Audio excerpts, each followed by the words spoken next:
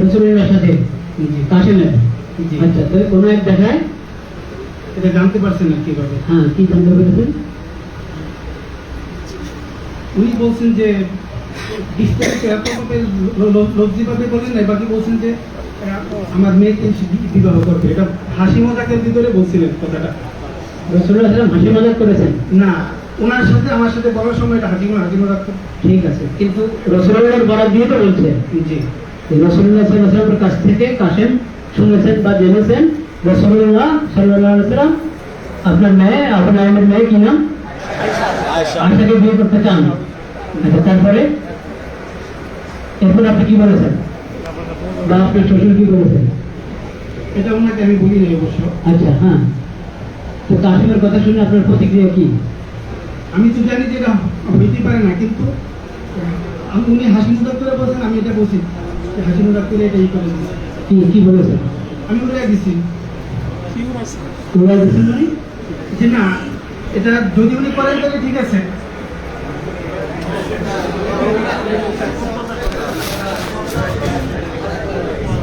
কথাগুলো অনেক মারাত্মক কথা। আমি যাই হোক, আমি ওখানে গেছি আল্লাহকে পাওয়ার জন্য, একেবারে এখনো আমি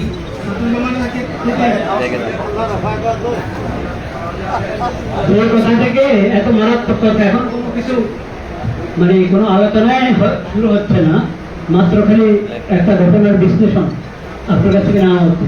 এখনই আপনার নিজের অনুভব হচ্ছে যেটা মারাত্মক কথা, এগুলো শরীয়ত মোতাবেক না, এটা থেকে আমি তওবা করছি। বলছেন কেন আপনি? এখন আপনি নিজে তওবা করার জরুরত মনে করেন। আর কে কি বললো বল? আপনি কিছু বলতে চেয়েছিলেন না? বল, আপনি কি নাম পরিচয় দেন? হ্যাঁ, আমার নাম মোহাম্মদ রুকনুজ্জামান। আমি ফরিদাবাদ মাদ্রাসা থেকে 2007-8 পারে হয়েছি। আমি 2006 সাল থেকে মাওলানা মিজানুর রহমান ছোট থেকে চিনি। 2006 সাল ফরিদাবাদে রেজিস্টার করা অবস্থায়। যাই হোক, আমি সবচেয়ে বেশি আশ্চর্য হয়েছি এই যে কথাগুলো ওনারা বলতেছেন। মাদ্রাসায় কিন্তু ওনাদের সাথে একসাথে এক প্লেটে খানা খাইছি, একসাথে ছিলাম, আমি পরিবার নিয়েও এখানে ছিলাম। তো এই কথাগুলো মাদ্রাসায় ভিতরে থাকা অবস্থায় কখনোই শুনি নাই, বাহির হওয়ার পরে কেন শুনতেছি। আর আমাদের ওস্তাদজি ওনার কথা উনি কারোর বিরোধিতা করেন না, কেউ একটা কথা বললে উনি শুধু শুনে যান।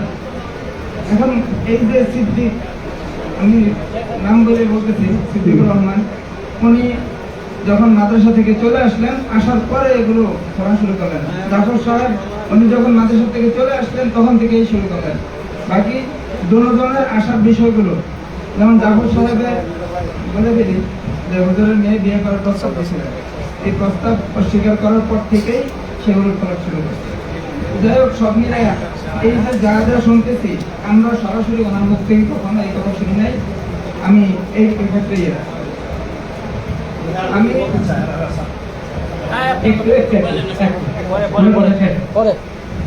এখন এই যে পরিস্থিতিগুলো, এই পরিস্থিতিগুলো ওনারা আসার পর থেকে শুনতেছি, এই কথাটাই আমার কাছে সবচেয়ে বেশি আশ্চর্য লাগলো। সরাসরি কিচ্ছু শুনেন না? না, আমি অনেক কোনো কথা, কোনো আচরণে আপনার কোনো আজকাল নেই। না, আলহামদুলিল্লাহ, কোনো আজকাল নেই। কোনো আজকাল নেই। তা আবুল আহমেদ তো আজকাল আছে, নিজে স্বীকার করলেন। এটা ওনার কাছে আমি যাই নাই, আমরা ওনার সাথে ছিলাম। ঠিক আছে, উনি যেখানে দেখেন যে কারণ ওনার আজকাল নয়, এরকম কোনো কিছু আমাদের কোনো সামনে না। আপনি কে? আমি ওর মাদ্রাসায় 2 বছর। আপনি এখন ভাবুন থাকে, একটু সবর করেন, একটু সব কথা মনে রাখেন। এখানে একটা বলার আছে। উনি কি বলতে আপনার কি নাম? আমার নাম ইমদাদুল্লাহ। হ্যাঁ, ইমদাদুল্লাহ। আমাদের কুমিল্লা সমাধান করছি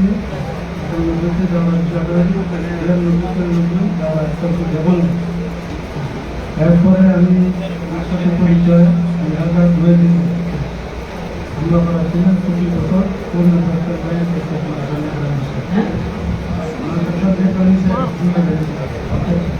এখন আমি যা শুনছি বলছি ওনারা যত কিছু বলছে হ্যাঁ। এই সমস্ত আমি শুনি নাই মায়ের থেকে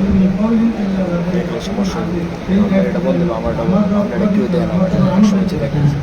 আমি ওনাকে সরাসরি কিছু শুনি নাই বাইরে বাইরে ওনাদের থেকে যা শুনছি আমার নিজের মতো করে আমি ওনার থেকে যাচাই করছি এবং কোনো জিনিস ওনার জিজ্ঞেস করছি হ্যাঁ। যেমন কি কি শুনেছে যেটা যাচাই করেছেন আমার কাছ থেকে? হ্যাঁ সিদ্দিকে একদিন ফোন করে বলছে হ্যাঁ উনি যে বলছেন আমি কল্যাণের সঙ্গে তা বলছেন না হ্যাঁ, হ্যাঁ, একটা বলার পরে আমি জিজ্ঞেস করছি হ্যাঁ, আমি তো এগুলো করে নিই হ্যাঁ, ঠিক আছে। তারপরে আবার উনি বলছেন যে আমি সবসময় নতুন জনতা আপনাদের আসি ছিলাম আসি এবং থাকবো হ্যাঁ। আপনাদের এক সেকেন্ড বাচ্চাদের চাই না এক সেকেন্ড। আপনাদের পরে এক সেকেন্ড বাচ্চাদেরকে আমি চাই না আচ্ছা আর যদি তারা আইসা যদি আমার কাছে এইগুলি প্রমাণ করতে পারে আমি হাতের উপরে আছি হুম, আমি মাইনে নিতে 100 বার আছি আচ্ছা, আর না মাইনে নিলে আমি হাতের উপরে থাকবো আর মাইনে নিব না তো তার জোতা আমার গা আচ্ছা, এরকম শুনছি আমি এখন আপনারা আমার কারণে এখানে আছে আমি কথা বলতে বাধ্য আমি ওনার থেকে যে শুনি নাই যে অপবাদ হোক বা উন্মত হোক বা অভিযোগ হোক আমি যেটা শুনি নাই আমি জবাব তো ঠিক আছে, আপনি শুনুন না, এটা তো কোনো বিষয় না, আপনি নাই শুনতে পারেন। আমার কথাটা বলতে দেন। আপনার কথা আপনি বলবেন অবশ্যই। আমার কথাটা বলতে দেন আপনি এখন বলছেন ওনারা বলছেন আমি বলি হ্যাঁ আমি শুনি নাই যদি আমি এখানে ওনাদেরকে ভিডিওটা বেশি থেকে বেশি শেয়ার দেন। এখন আপনারা যদি শুনে আমি কাছে করেন তো যাতায়াত মন্দিরে তো চলছে, আপনার কাছে কি আছে? আরে আমরা কি বলতে আরে আমার গাজী ভাই দেখতেন গাজী সেতাকা আমার কাছে জি জি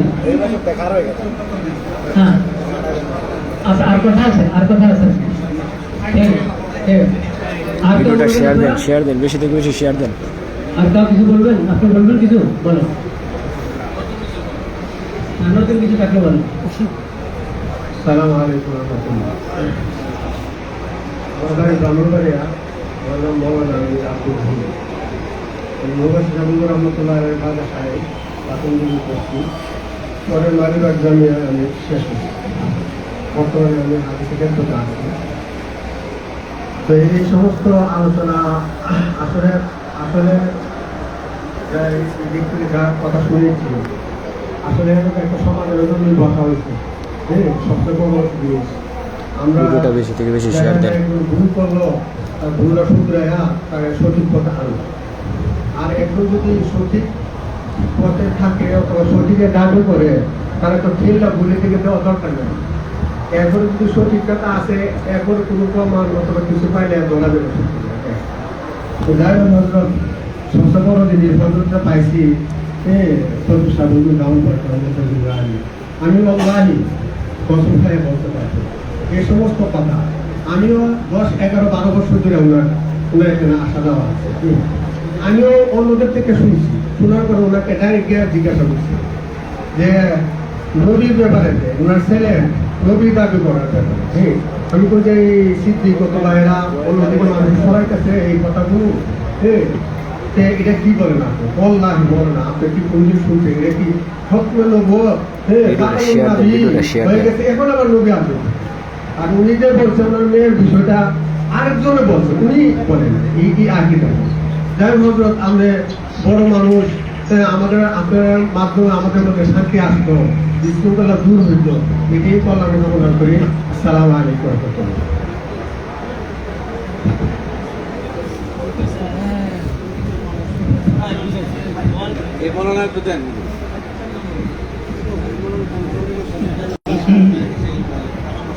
আমি মৌলানা রুহুল আমিন বাড়ি কুমিরা চান্দিনা নবাবপুর। আমার ছেলে মুফতি ফায়েজুল্লাহ, সে প্রাথমিক পর্যায়ে উদ্যান ব্যবসা লেখাপড়া করতো এবং তার নানাও আগেই পড়েছে, এখনও আছে 100 বছর বয়স। মাদারনগর থেকে আমার ছেলে মুফতি ফায়েজুল্লাহ যার আগে খারেজ হয়েছে, ইফতা গণিত বসে অসুস্থ থাকায় মাদারনগর মাদ্রাসার নাদুসাহ বর্তমান মাদ্রাসা হুজুর অথবা নাদুসাহ সম্বন্ধে বলছে যে তুমি যে অসুস্থ থাকো তুমি নিজেই তো এখন মুদাদের হয়ে যেতে পারো, তখন আমি কোথায় এই শিক্ষা গ্রহণ করবো। তো বলছে যে এরকম সাথীরা নিজাম সাহেব নামক একজন আছে, ওনার কাছে যেতে পারে। তো আমার ছেলে আমার পাশেই ফেসবুক করে এক মানুষের মতো ঘাড়ে ঘোরা পড়ে, কিন্তু আমাকে না জানিয়ে তার পরিবার সহ তারা ওইখানে চলে গেছে, আমি জানি না। কিন্তু কিছুদিন যাওয়ার পরে আমি জানতে পারবো সেখানে গেছেন, আমি সেখানে গেছি। এশিয়ার পরে প্রথম দিকে আমাকে ওনাকে যথেষ্ট ইজ্জত করছে, আমাদের ওনার বাসায় নিয়ে আসছে। আমি একটু টাকাটি করতেছিলাম, এর মধ্যে আমি দেখলাম যে আমার ছেলে আমাকে বলছে যে উনি এমন প্রাণের ব্যক্তি যে ছোটো ছোটো বাচ্চাদেরকে দিয়ে সাপ ধরাইয়া ইয়াকিন পয়দা করে যে এই যদি নাকি আল্লাহকে কেউ সাধন করতে পারে দুনিয়া কোনো কিছু গতি করতে পারবে না। এই আমি বললাম যে এই উসুল কোথায় গেল, আর এখানে এত সাপ থেকে আসলো। আমি কুমিল্লা থেকে ঢাকা থেকে আমি আসলাম, কিন্তু আমার সামনে তো একটা সাপও করবো না, এখানে সাপের কোনো ধারণ আছে নাকি? আমার ছেলে নিরুত্তর। তা আমাদের আগামী দিন যারা আছে তারা তো মসজিদ ছাড়া নামাজ পড়ে না, এইখানে তো কোনো মসজিদ দেখি না। মসজিদের মেহরাব থাকবে, ওরকম রেস্ট্রিকশন থাকবে, ওরকম নিয়ম নীতি থাকবে, সেখানে তো এরকম কিছু দেখতে পাচ্ছি না। ভিডিওটা সবাই শেয়ার দেন, ভিডিওটা শেয়ার দেন। আমি তো প্রশ্ন করে এখানে কিছুই পাচ্ছি না। আমি একবার গেছি এরপরে বদরুল নামাজের সময় হয়েছে, বদরুল নামাজের মাধ্যমে সূরায়ে নাস এবং সূরায়ে ফালাক দিয়া বদরুল নামাজ পড়েছে। যাই হোক, সেটা আমাদের ভিন্ন কথা। এরপরে আমার ছেলে বিবাহ করছে, 3 জন নাতি আছে, ছোট ছোট একটা 3 বয়স 2 বছর, আরেকটা এরকম 5 বছর, আরেকটা 7 বছর আর 8 বছর এরকমই। এর পরামর্শে আমার পুত্রবধূকে মিজান সাহেবের পরামর্শে আমার পুত্রবধূকে বিচ্ছিন্ন করছে, বিদায় করছে। কুমিল্লা কোর্টের মাধ্যমে মামলা আছে, আমি মামলার আসামি আমার ছেলে, সে এখন এই অবস্থার মধ্যে আমি মুসিবতের মধ্যে আছি। আমি আবার বলছি এখন যে আপনি এগুলোতে রাখেন, এদেরকে জায়গা কি শিখান? তারা তাছাড়া কল্যাণে কিছু শিক্ষা গ্রহণ করে, যে তাছাড়া কল্যাণে শিক্ষা গ্রহণ করলে এরকম মাতা পিতা, আব্বা আম্মা, দাদা দাদি, নানা নানি, আত্মীয় স্বজনের সাথে কি বিচ্ছিন্ন হতে হবে? আমার ছেলে বললো যে আমার উস্তাদ বলছে, যিনি গুরুজন, উনি বলছেন যে হ্যাঁ, আমাকে আমার আল্লাহকে দেখতে হলে আমার কাছে আসতে হবে, আর আমার কাছে আসলেই আল্লাহকে পাওয়া যাবে, আর আমার কাছে না আসলে কোথায় যাও, কোথাও আল্লাহকে পাওয়া যাবে না, সুতরাং আমার কাছেই আসতে হবে। এই কথা বলছেন। আপনার কাছে আসতে কি শিক্ষা দিলেন? এই যে থাকতেছে এরা কি শিখাইলেন আপনি? শিক্ষাটা কি দিলেন আপনি যারা থাকতেছে? এখন বললেন যে এখানে থাকতেছে যে ইয়ার মদিনা গোনা করে আমাদের আসবাবে সুপার লোকেরা থাকেনি, আমি যে কি আসবাবে সুপার স্থান এই পরিস্থিতির মধ্যে আছি। আল্লাহ তাআলা সেই ব্যাপারে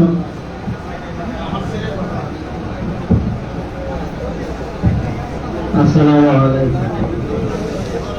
আমার নাম সোহরাব, আমি চাইলাম বাবু। আমার শাস্তি 2 বছর মধ্যে ছিল। আমি এমন কথা বলে কেন শুনো না, এই ধরনের কথা ওখানে আমি শুনিনি। কিন্তু আমি যেদিন ওখানে প্রথম গেলাম, প্রথম যাওয়ার পরে ওই পর্যন্ত আমি উপস্থিত ছিলাম, রাইজান ভাই ছিল, মাওলানা কিশোরগঞ্জ ভাই, মুফতি সাহেব উনি আসছিলেন, আরো অনেকে ছিল। ওই মজলিসে উনি বলছেন এটা যে ভাইজান হইল আল্লাহ রাসূল সাল্লাল্লাহু আলাইহি ওয়াসাল্লামের কাসিম। বললেন কাসিম কি? কাসিম হইল বডি, ওই বডির মধ্যে আল্লাহ রাসূলের রূহ আসে বা রূহ থাকে। এই ধরনের কথা রোকন ভাই বলছেন নিজের মধ্যে, অথচ আজকে এখন উনি বলতেছে এই ধরনের কথা আমি শুনি না। এখন উনি বলুন যে কথা বলছেন আসলে বলুন এই জন্য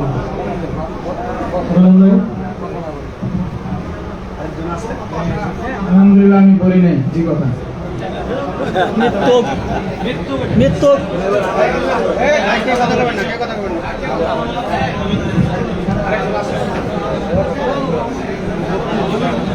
ভিডিওটা সবাই শেয়ার দেন, ভিডিওটা সবাই শেয়ার দেন।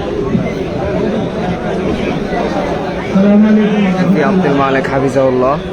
আমার নাম ডাক্তার মোহাম্মদ সাহেব। আমি 2016 সাল থেকে 21 সাল পর্যন্ত মিলন সাহেব রেখে দিয়েছিলাম, সম্পর্ক ছিল, আশাগ্রহ ছিল। এর মধ্যে একটা ঘটনা আমি বলবো, সেটা হচ্ছে যে ওনার যে ছেলে ইউসুফ, সে তার স্ত্রীকে তালাক দিয়ে দেয়। তালাক দিয়ে দেওয়ার পরে এটা আমি যখন জানতে পারি, ওনার কাছে গিয়ে বললাম যে আপনি তো চিন্তাটা দিয়ে দিচ্ছে, তো ভালো হয়েছে।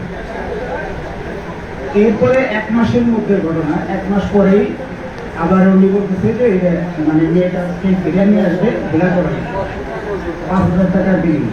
আমি বললাম যে আমার কাছে টাকা নেই। তো স্যার আমি 5,000 টাকা দিয়ে দেবো। উনি ওনার বাসার সামনে ডেকে নিয়ে বলতেছে ভিডিওটা শেয়ার দেন, বেশি থেকে বেশি শেয়ার দেন। তোমার সাথে বিয়ে দেবে। তাহলে আমি বলতেছি যে কবুল করো। আমি কবুল করছি এবং ওই জায়গায় দাঁড়ানো অবস্থা বলতেছে যে তালাক দিয়ে দাও। ওই জায়গায় দাঁড়ায় আবার 3 তালাক দিয়ে দিচ্ছে। মানে হিলাটা হচ্ছে এই সুরত, মানে নাটক। পরে আমি ওনাকে জিজ্ঞেস করলাম যে আল্লাহ রসুলের তো লানত আসছে এই বিষয়ে। হ্যাঁ, ওনার সাথে বন্ধ।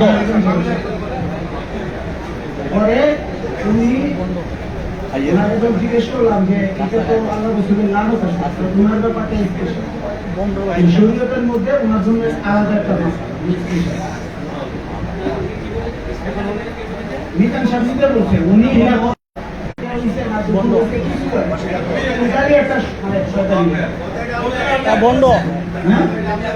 বন্ধ আরেকটা ঘটনা, ইসুরের সাথে আমি প্রায় চলাচল করতাম ঢাকা থেকে ওখানে যেতাম। ওটা গাড়ি ছিল ভিতরা, ওই গাড়িতে যাওয়ার সময় অনেক সময় অনেক সময় লাগতো, 12 ঘন্টা লেগে যেত ফেরি পার হয়ে যাওয়ার জন্য। তখন অনেক সময় ওর সাথে থাকলে নামাজ পড়ছে, নিজেও করতো না, আর সাথে যারা থাকতো দেখো নামাজ পড়তে দেয়। আমি ওনাকে জিজ্ঞেস করছি উনি তো নামাজ পড়তে দেয়নি, নামাজ তো তুমি কাজা করে নি। আর ওনার ব্যাপারটা স্পেশাল বন্ধ বন্ধ এই হলো ওনার অবস্থা নেই।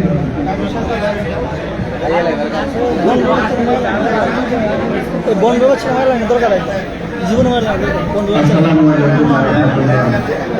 আমি মোহাম্মদ ইমরান হোসেন। জিন্দা খবর দেওয়া দরকার। আমি ডাক্তার মোহাম্মদ ইমরান হোসেন। আমি মাওলানা সালমান ভাইয়ের আপন ছোট ভাই। উনি আমাদের বংশের মধ্যে একজন আমার আপন বড় ভাই। জিন্দা খবর তো এই ভাই আমাকে প্রথম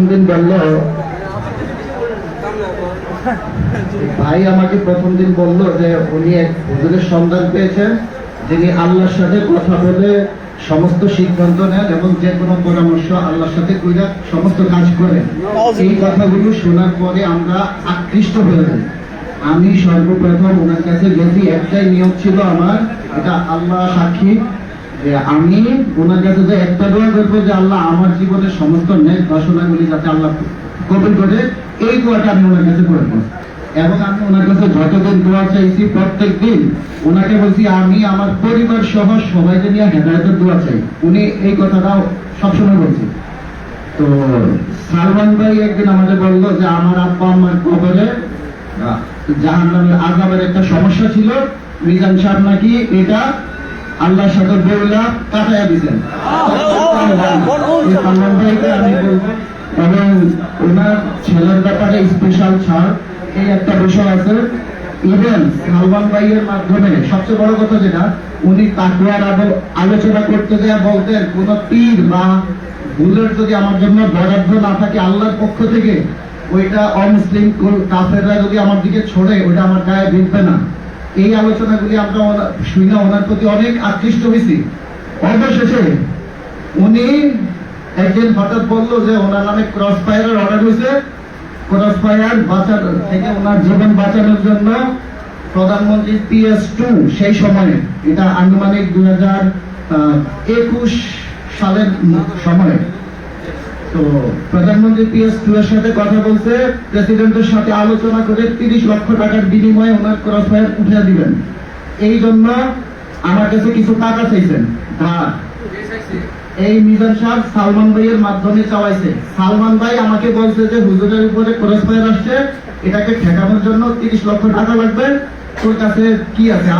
উনি জানতো আমার কাছে একজনের আমানতের 3 লক্ষ টাকা ছিল, 1 মাসের কথা বলে আমার কাছ থেকে টাকাটা ধার নিয়েছে। 3.5 বছর পরে আমি পুলিশের থানায় মামলা করে ওনাকে ধরে যায় না, 6 মাসে টাকা উদ্ধার করছি। ইভেন আমি টাকা চাইলে আমাকে উনি বলতো যে আল্লাহ যেদিন ব্যবস্থা করে দিব সেদিন টাকা দিব। ইভেন আমাকে লাস্টে সূরা বাকারার 280 নম্বর আয়াত দিয়ে আমাকে দলিল দিচ্ছেন যে কোন ঋণ গ্রহীতা যদি অভাবী হয়ে যায় তাহলে তাকে সচ্ছলতা না আসা পর্যন্ত অবকাশ দিতে হবে। তো আমি বললাম ভাই এটা যদি কেউ ধোকা দেওয়ার নিয়তে করে, তো পরে বললো যে এটা তাহলে তার অপরাধ, সে এটার জন্য শাস্তি ভোগ করবে। ইভেন লাস্টে যেদিন মামলা করি তার কিছুদিন আগে রমজানের ঈদে উপস্থিত প্রায় 30 জন মানুষের সামনে 2 মণ মধু কিনছেন। সেখানে আমার সালমান ভাই ছিল, ওনার ছোট ছেলেটা, একটাই ছেলেটা ওনার কোলে বসা ছিল, উনি সাক্ষী।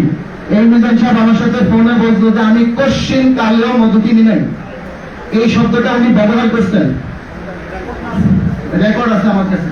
উনি বলছেন কোশ্চিন কালেও আমি মধু কিনি নাই, অথচ ওই দিন উনি 30 কেজি মধু কিনছেন। ওখানে এই ভাই ছিলেন, ওই দিন ইসলাম ভাই ছিলেন, তারপরে সিরাজ ভাই ছিলেন, ওই যে সাইদ ভাই ছিলেন, আরো প্রায় 30 জন, এখানে অন্তত 10 জন লোক আছেন উপস্থিত। এখন আমি আমার ভাইয়ের কাছে একটা বিষয় জানতে চাই, যেহেতু উনি মাওলানা, একটা শরীয়তের বিধান কেউ যদি উল্টাপাল্টা করে তো এটার জন্য কতজন সাক্ষী প্রয়োজন, সে হক না বাতিল এটা বোঝার জন্য। আমি আমার ভাই, যেহেতু তিনি একজন মাওলানা, আমি ওনার কাছে জানতে চাই, এবং শরীয়তের পালন করতে যাইয়া যদি মানে বাতিল গোষ্ঠী কারোর উপর ক্রস ফায়ার অর্ডার দেয়, সেখানে ঘুষ দেওয়া জায়েজ আছে কিনা এই মাসালাটা উনি ক্লিয়ার করবে, যেহেতু উনি একজন আলেম। আপনাদের সবার সামনে উনি এটা ক্লিয়ার করবেন। আসসালামু আলাইকুম।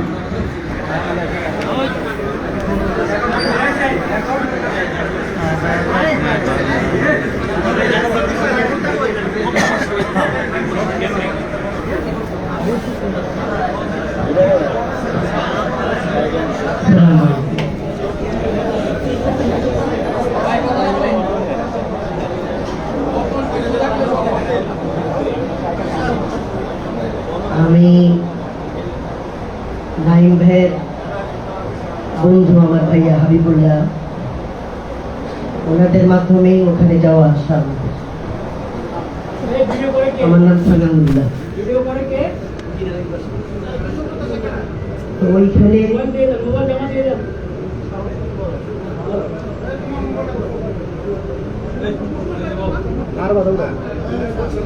এমনি মাঝে মধ্যে কোনো সমস্যা হলে বড় ভাইয়া বলতেন যে ওখানে যে থেকে আসো, ঠিক হয়ে যাবে।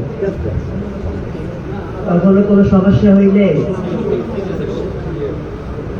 আমার কাছে দুটো জিনিস দৃষ্টিকটন মনে হচ্ছে। একটা হলো যে 1 বছর রমজানে, পুরো রমজান আমি ছিলাম, ওই বছর রমজানে প্রায় 300 আলেম ওখানে পুরো রমজান ছিল। প্রতিদিন রাত্রেবেলা ইশার পরে ছাদের উপরে ওই সবাইকে নিয়ে বসতে, তা আগের দিন রাত্রে কারা যা কি স্বপ্নে দেখছে এটা ব্যাখ্যা করতে করতে উনি মাঝে মধ্যে জান্নাতের হুর গিলমান সব ওনাদেরকে দেখায়।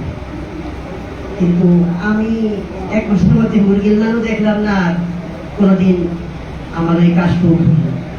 এই একটা জিনিস। আর একটা জিনিস হলো, সবসময় যে বড় সাপ বলতো, ইসুফ ভাইকে বড় সাপ বলতে হইতো। একদিন আমি নাইম ভাইকে জিজ্ঞেস করছিলাম যে নাইম ভাই, বড় সাপ কেন বলা হয়? উনি বলছিলেন যে উনি হলো ফাতেমা রাদিয়াল্লাহু আনহার জামাই।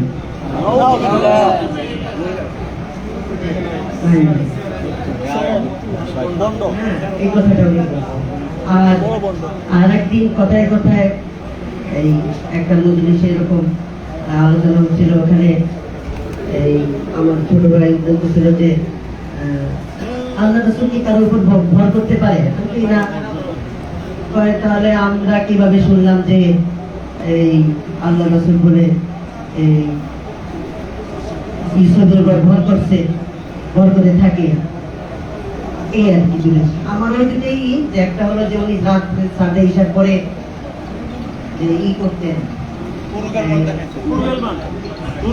না ওই যে স্বপ্নের তাবির করার সময় উনি ওই স্বপ্নে যারা যারা দেখছেন ওইগুলো তাবির করতে করতে উনি জান্নাতে তাদেরকে নিয়ে যেতেন।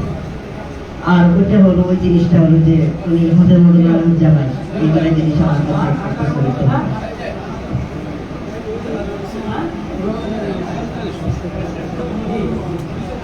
আসসালামু আলাইকুম ওয়া রাহমাতুল্লাহ।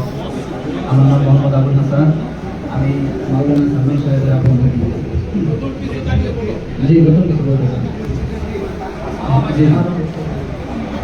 আমি ওখানে গিয়েছিলাম, মামা আমাকে প্রায় যখনই আসতেন আসার সময় বলতেন যে মানুষ এখন তো পারমাণু সময় চলতেছে, বোমার সময় চলতেছে, তা আমরা তো তাদের সামনে টিকতে পারবো না, তো কিভাবে তাদের সামনে যুদ্ধ করা লাগবে, ভিতর তৈরি করতে হবে। আমি এখানে মোরাকাবায় বসে থাকবো, কিন্তু আমার বড় আমার ভিতরের জায়গা ওখানে যায় যুদ্ধ করে আসবে তাদের সাথে। আর আত্মার যেহেতু মৃত্যু নেই, সেখানে আমার মৃত্যু হবে। আমি এখানে বসে থাকবো, কিন্তু ওখানে গিয়ে যুদ্ধ হবে। এই একটা কথা। আরেকটা, ওনার সাথে আমি 2 বার ওখানে গিয়েছিলাম, 2 বার উনি আমাকে ওখান থেকে বেদক করে তাড়িয়ে দিয়েছেন। কি জন্য? আমি তানাসুখের যে ভেকিবাজি উনি করেন, সেই তানাসুখ সম্পূর্ণ ওনার কাছে জানতে চেয়েছি যে আল্লাহর ওলিরা মৃত্যুবরণ করার পর নাকি উম্মতের সেবা করতে পারে। এটা ব্যাখ্যা উনি ওনার কাছে জানতে চেয়েছি, এবং এই কথাগুলো ওনার জামাই ওনার যে বই রেখেছেন শরীয়তের মানদণ্ড উনি হালত, ওই বইয়ের মধ্যে উল্লেখ করেছেন। তো আমি প্রথমে ওনার কাছে জানতে চাই যে নাইমের কাছে জানতে চাই। তো উনি বলছেন নাইমের কাছে কি জানতে চাও? কথাগুলো এই অদমের কাছে বল। সেই কথা আমি এখনো পাই না। ওনার কাছে আমি যখন জানতে পেরেছি, আমার বেদকটা যখন মারা দিলাম, পরে আমার মামা ছিলেন, এই প্রথমবারই মামা ছিল, আমাকে মারতেও চেয়েছিল, আমাকে মারতেও চেয়েছিল, উপস্থিত ছিল, মারতে চেয়েছে। আমি যখন তার সাথে কথা জানতে, হ্যাঁ এই কথা বলছে, তো তুই আমার দাঁত পালিয়ে দেবে। তারপরে আমার মামা ওনাকে একটা কথা বলছে যে হুজুর বাগিনার বুঝে নাই, আরেকটু বুঝে বাগিনার বুঝে নাই, এই জন্য বাগিনার মাফ করবে। উনি তখন এই কথা বলছিল যে আমি যদি ওর ধমক না দিতাম তাহলে ওর উপর আল্লাহ রাগ করে দেখবো। এটা না, আমি ধমক দিয়ে আল্লাহ রাগটা কমিয়ে দেবো। আমি ওনার ভাগিনা,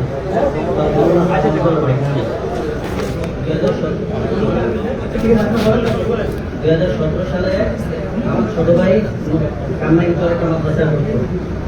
তুমি ইসলার জন্য রমজান মাসে ওকে ওনার ছোট ভাইকে ওখানে নিয়ে গেছে। তো রমজান মাস শেষ হয়ে যাওয়ার পর যখন ভর্তি শুরু হয়ে গেছে মাদ্রাসায়, তখন আমি রমজান মাসে বাড়িতে আসেন, এটা নিয়ে আমাদের ফ্যামিলিতে অনেক এনজয় ছিল যে পড়ালেখা করতেছে, কাপিয়া সরজমিন করতেছিল, কাপিয়া করতেছিল সে। তো আমি আমার জন্য রমজান মাসে ওনার কাছে গেছিলাম। যাওয়ার পরে ছোট ভাই আসবে না কোনোভাবেই, ছোট ভাইকে আমি বারো বুঝাইতেছিলাম আসবে না। এক পর্যায়ে ওনার সামনে নিয়ে গেছিলাম। আমি যে ছাত্র জামানা ইসলাম, আমাদের পুরুষ বিদ্যুৎ ইয়ে হচ্ছে যে আলেম হওয়ার পরে কারোর কাছে যে ইসলাম হয়, সে ছাত্র জামানা পড়ালেখা অবস্থায় তো না। আমি ওনার কাছে যা বলছিলাম যে ওকে আপনার পাঠায় দেন, পড়ালেখা করুক, প্রতি রমজান এসে আপনার সাথে সম্পর্ক রাখবো, পরে তো তুমি পারলে নিয়ে যাও। আমি ছোট ভাইকে আনতে পারি নাই। পরে উনি আমার লোক একবার যে কথা তো ঘুরতেছিল আমার, ওনার সাথে কোনো কথা বলতে গেলে উনি বেদক, আর কোনো প্রশ্ন উত্তর না দিতে পারলে উনি মানে বেদকটা বাইর করে দেবে, ধারটা এরকম আচরণ করে। উনি বলছে যে ওরা, আমি বললাম যে ওদের ভবিষ্যৎ ওরা এখানে এলমে লাদুনি পাবে। আমি ওনাকে প্রশ্ন করছি তখন যে এলমে লাদুনি দুনিয়াতে কয়জন পাইছিল। উনি বলছিল যে এই আমি যে নিন্দুল্লাহ মহাজির কেউ উনি এলমে লাদুনি পেয়েছিল, আর কেউ তো পাইনি। এই তো তোমাকে এত কথা বলতেছি বের হোক। আমি কাছে আপনি প্রশ্ন উত্তর দেন, যদি না দিতে পারেন বেদক বলেন কেন, আপনি উত্তর দিতে পারলে আমি চলে যাবো। এবং আমার এক ঘনির জামা ছিল ওখানে তাদের মাদ্রাসার উস্তাদ, উনিও তখন বলছে এই কথা।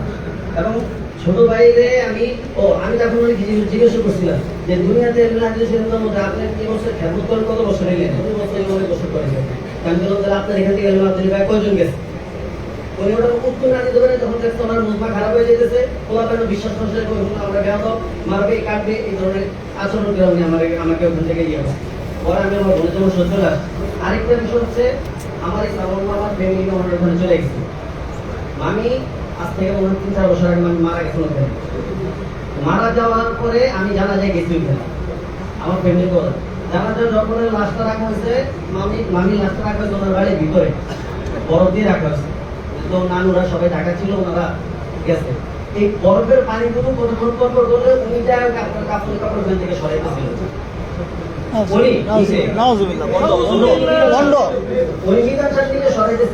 এবং কবরে যখন লাশ নামায় মামা নামছে, আর নাম হচ্ছে আমার সম্বন্ধী, একজনের সম্বন্ধী। উনি আমাকে বলছে যে ওকে একটা কাপড় দেবেন, এটা দিচ্ছে আমার জন্য ঢাকায় সরাই দিচ্ছে। ওই মাদ্রাসার একজন কারি সাহেব আছে, উনি কবরে নামছে, 3 জনের লাশ নামাইছেন। কোন মানে শরীর তো কোন বিধানে মাহরাম ছাড়া এইভাবে লাশ নামানো না, ওনাদের সুযোগ ছিল। কবরটা যেখানে করছে, কবরটা 3-4 মাস